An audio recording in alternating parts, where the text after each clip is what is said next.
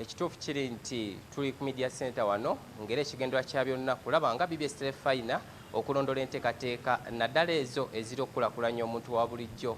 Nga bwe tumanyi nti Uganda eri mu kaweefube okulaba ng'egezaako okutegeka enkuŋŋaana ebbiri eziri ku mutendera gw'ensi yonna okuli olwa NAM Non-Aligned Movement ate wamu n'olukuŋŋaana olwa G77.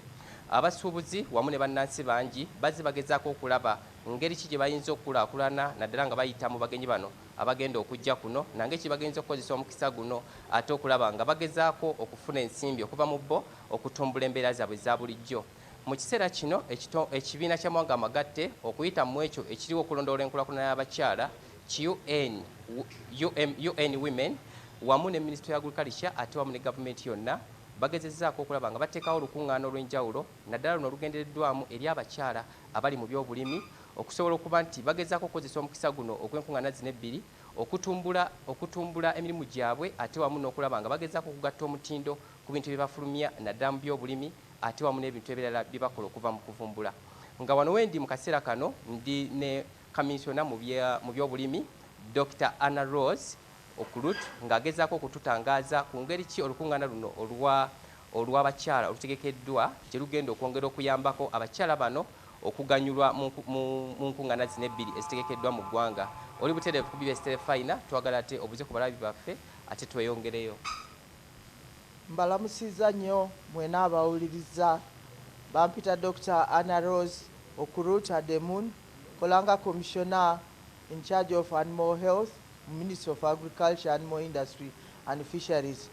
Olwaleero tuze wano ku Media Center okubatangaza ku nkola gye tugenda okukola n'abakyala.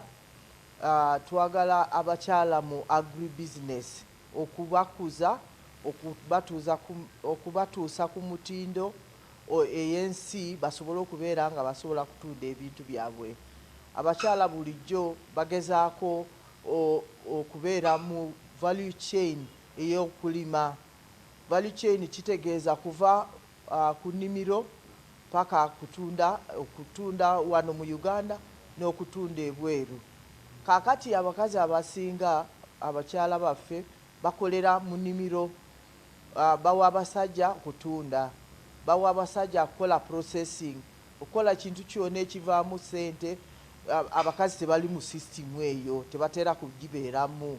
Kaakati UN Women eya United Nations eyo mu Uganda wano eze zonna otuyamba ng'abakazi basobole okuva ku point eya wansi ennyo nabo baddekoko waggulu processing n'okutunda ekiri processed n'okupackaginga bw'atyo. Katugambe pineapple oba nanasi osobola kukolamu wine oba juice naye nga osobola gipaakinga, osobola nagitunda ebweru ereete ssente nnyingi nnyo mu bantu. Ate muyinza okukkirizigana nange nti abakazi bwe bakwata ku ssente enkwata yaabwe Katonda yabawa enkwata nnungi.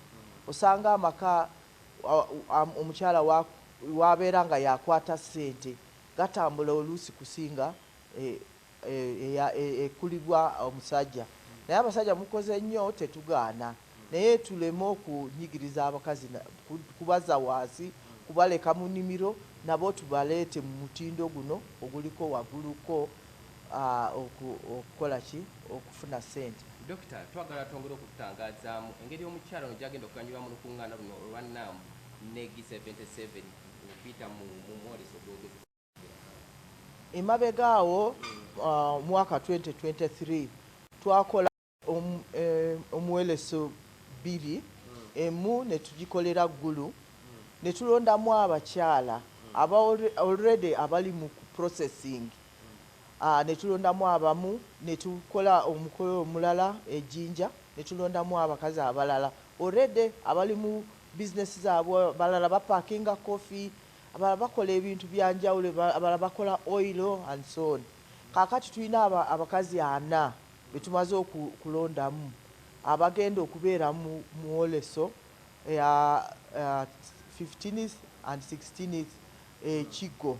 Kati bano bagenda kitegeeza tubatadde mu platform we basobozeza kukolagana n'omuntu ow'ebweru bano abaze mu Nnaamu twagala bakwatagane tujja kubatambuza abo abannaamu tubagambe nti waliwo abakazi baffe wano kati mu bibuuzo mu conversation eyo gye gegenda okubeerawo bayinza okugamba nti kino ekintu kirungi nze nina bizinesi bweti tusobola kugiyongeza kati tusuubira nti abakazi bano bajja kugonyerwamu era kufuna omuntu wasobola okukolagana naye bizinesi eno weba bulijjo terina ssente oba machinery nga asobola kukolagana n'omuntu owa China Summit oyo asobola okukola ki okumuyambako nti ngenda kuweereza equipment okole enanasi oweereze egindi kitegeeza bizinesi eyo evudde ku mutindo gyebadde ekuze.